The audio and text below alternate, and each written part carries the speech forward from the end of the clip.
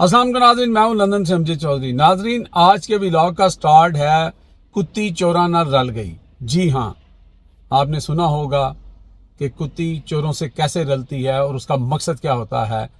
जनाब, ये आज का जो व्लॉग है उसकी सबसे बड़ी स्टोरी जो है वो ड्रॉप साइट जो एक वेबसाइट है उसके ऊपर जो आई है, जिसने सारे के मुंह काले कर दिए, ऊपर से लेके नीचे तक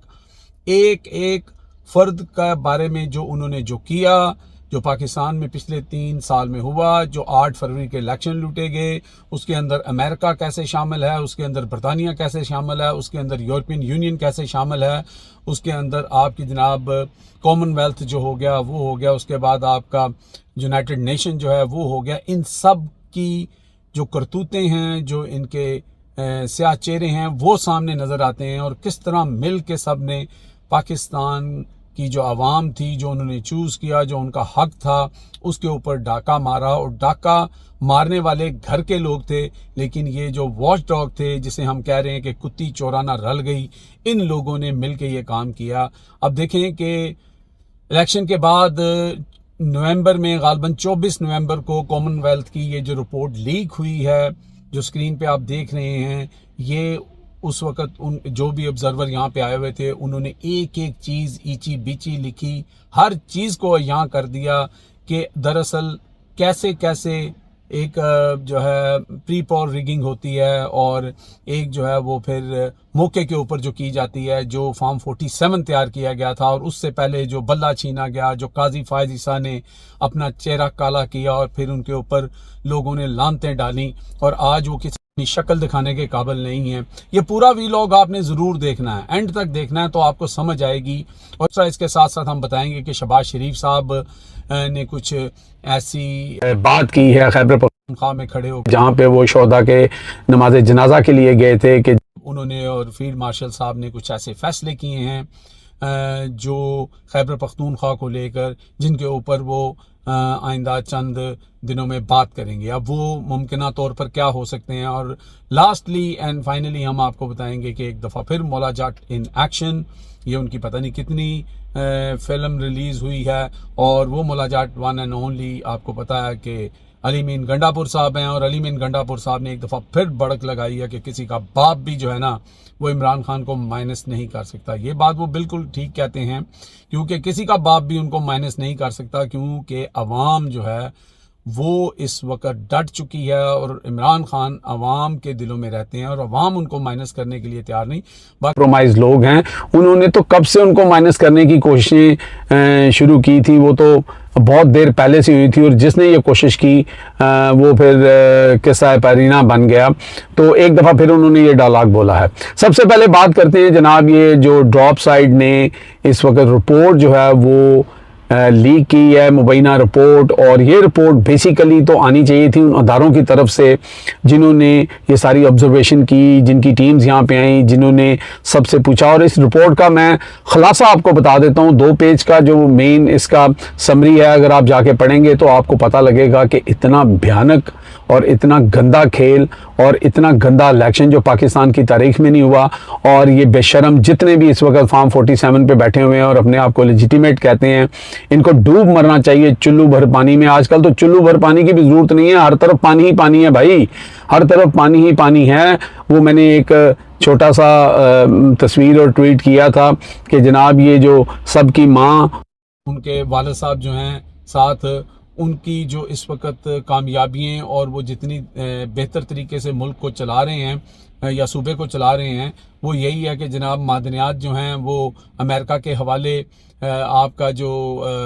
मोटरवे है वो IMF के हवाले, आपका एयरपोर्ट कतर के हवाले, अवाम जो है वो सैलाब के हवाले, और आप लोग अल्लाह के हवाले, और ये सारे जो टोला है ये टिकटॉक और तस्वीरों के हवाले। तो ये इनकी जो कारकर्दगी, ये जो तोहफे इन्होंने हमें दिए हैं, उनसे आप निपट रहे हैं, उनसे उनको आप भुगत रहे हैं, और जगह जगह से लोग चीखो पुकार और दुआएं दे रहे हैं। लेकिन बहरहाल ये सिलसिला यहाँ से शुरू नहीं होता। इनको लाने वालों का चेहरा जब तक स्याह चेहरा आपको नहीं हम दिखाएंगे। और उसमें सबसे पहले बात आती है कि वो जो बार बार हम कहते थे कि बाजवा के दौर के अंदर जो सिलसिला शुरू हुआ جو وہاں سے ایک سائفر آیا اور وہ سارا معاملہ، اور اس سارے کھیل کا جو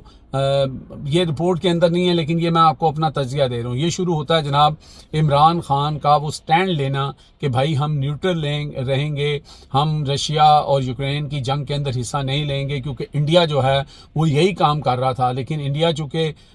تھوڑی اپنی تڑ رکھتا ہے، انڈیا کے پاس چار کہندے نے جدے کاردانے ہوتے کملے بھی سیانے، تو وہ لوگ کوئی اپنی پریسٹیج کوئی اپنا اصول رکھتے ہیں، لیکن ہم نے تو شروع سے کشکول پکڑا ہوا تھا، ہم تو ان کے مرہون منت ہیں، تو پھر جس طرح صاحب بہادر کہیں گے اس طرح ہم چلیں گے۔ تو اس وقت باجوہ صاحب نے جو ہے مبینہ طور پر یہ باور کروایا ویسٹ کو، امریکہ کو، کہ جناب یہ جو یوکرین اور رشیا کی جنگ ہے اس میں عمران خان کا پلڑا یا عمران خان کی جو سائیڈ ہے وہ رشیا کی طرف ہے، پہلے ان کو رشیا بھیجا، پھر پیچھے سے بیک سٹیبنگ کی، تو یہ سلسلہ سارا وہاں سے شروع ہوتا ہے۔ اور پھر آپ نے دیکھا کہ کس طرح ہم نے ملینز آف ڈالرز کے جو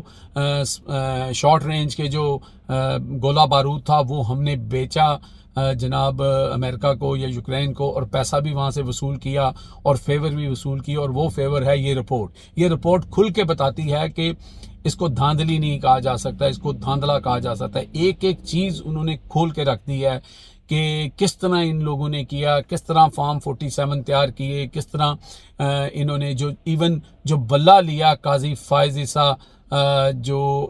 اس کو ان کو فراڈ عیسیٰ بھی کہتے ہیں، جو انہوں نے فراڈ کیا اس کو بھی انہوں نے کہا ہے کہ یہ بالکل ایک پارٹی کو دیوار کے ساتھ لگانے کے لیے انہوں نے سب کیا۔ تو یہ ساری چیزیں جب یہ مل کے ہو رہی تھیں، اور اس کے بعد جب وہ رپورٹ آتی ہے، وہ چاہے آپ کی یونائٹڈ نیشن کی رپورٹ ہو یا آپ کی کامن ویلتھ کی رپورٹ ہو، وہ زندگی میں پہلی دفعہ ہم سن رہے ہیں کہ کسی بھی جن لوگوں کا کام ہے، یہ وہ ملک ہے برطانیہ جو جمہوریت کا اپنے آپ کو علمبردار کہتا ہے، میگنا کارٹر یہاں سے تھوڑا ہی دور ہے، جہاں سے 1235 کے اندر یہ جمہوریت کا سفر شروع ہوا تھا، کنگ جیمز تھے 5 تھا غالباً، ان کے دور میں ایجیٹیشن ہوئی تھی، وہاں سے یہ سلسلہ شروع ہوا تھا، اور یہ اپنے آپ کو کلیم کرتے ہیں کہ ہم دنیا کا سب سے جمہوری ملک ہیں، سب سے جمہوریت ہمارے یہاں سے شروع ہوئی ہے۔ اور یہ جمہوریت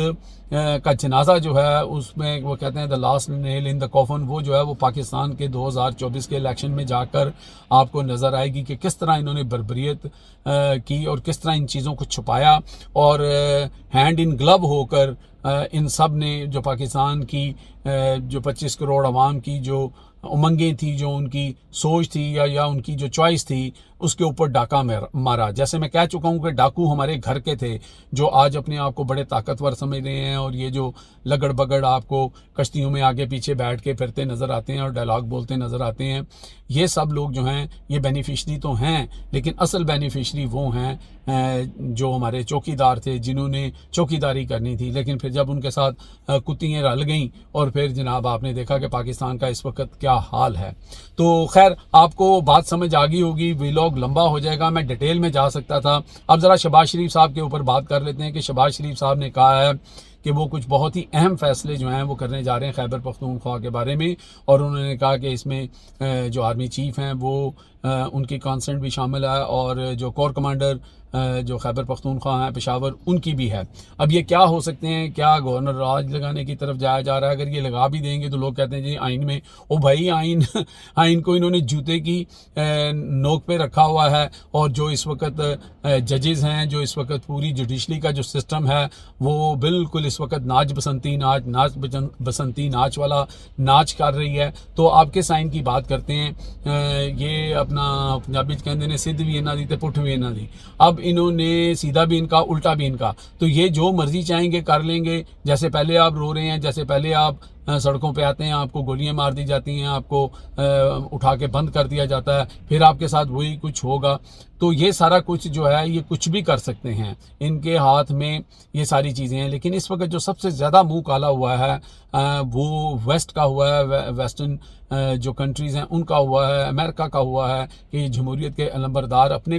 گھر کے اندر، اپنے نظام کے اندر تو یہ بڑا لوگوں کو یہ کرتے ہیں، لیکن باہر کی ان کی جو پالیسیز ہیں وہ بالکل آپ کے سامنے آ گئی ہیں۔ اور وہ جو لوگ جو بے شرم، بے غیرت اور حد درجے کے کمینے لوگ جو تھے، جو ہمیشہ یہ کہتے تھے کہ عمران خان جو ہے وہ یہودی ایجنٹ ہے، اگر وہ اب کوئی بھی شخص ان کے منہ سے ایسی بات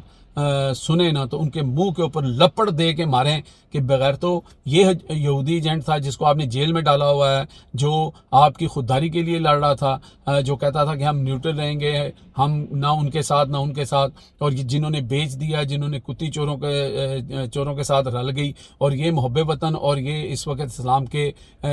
جو ہے وہ قلعہ ہیں. یہ تو وہ لوگ تھے نا جنہوں نے غزوہ ہند لڑنی تھی. ٹھیک ہے، یہ ہے جناب غزوہ ہند جو ہم لڑ رہے ہیں. تو شہباز شریف صاحب کا یہ بیان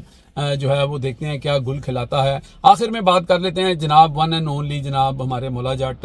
علی مین گنڈا پور کے بارے میں. انہوں نے ایک دفعہ پھر جناب کہہ دیا کہ کسی دا پیو بھی جڑا ہے نا وہ عمران خان نو مائنس نہیں کر سکتا، کسی کا باپ بھی مائنس نہیں کر سکتا. یہ بالکل ان کی بات ٹھیک ہے کہ کسی کا باپ نہیں کر سکتا، انکلوڈنگ کسی کا. سمجھ گئے نا آپ؟ کیوں کہ وہ عوام کے دلوں میں رہتے ہیں. عمران خان کا جو کنیکشن ہے وہ اپنی عوام کے ساتھ ہے، اور عوام ان سے محبت کرتی ہے، اور عوام ان کو مائنس نہیں ہونے دے رہی. ورنہ یہ لوگ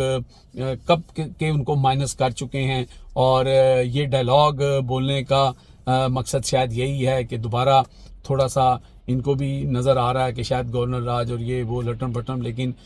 اس وقت سوشل میڈیا کے اوپر جو کچھ علی مین گنڈا پور کے بارے میں کہا جاتا ہے، جس طرح کے الفاظ بولے جاتے ہیں، اور بہرحال میں کیا کہہ سکتا ہوں کہ ہر انسان کے وہ کہتے ہیں کہ بڑی مونچھیں، بڑے بال اور پٹکا باندھ کے عزت نہیں ہوتی. عزت کردار سے ہوتی ہے، عزت اپنے قول و فعل سے ہوتی ہے. 90 دن کا انہوں نے کہا تھا، ان میں سے میرا خیال ہے کوئی 40-45 دن تو گزر چکے ہیں، پیچھے 20-25 دن رہ گئے ہیں. اس کے بعد ایک نیا ڈائلاگ آئے گا اور مولا جٹ کی ایک نئی فلم آ جائے گی. اب تک کے لیے اتنے جی. دیکھتے رہیں میرا channel hit list by M J Chaudhry. Channel کو سبسکرائب کریں، لائک کریں، اور تجزیوں کے لیے اور جو بھی فرسٹ ہینڈ انفارمیشن ہوتی ہے وہ انشاءاللہ ہم آپ تک پہنچائیں گے. اللہ حافظ.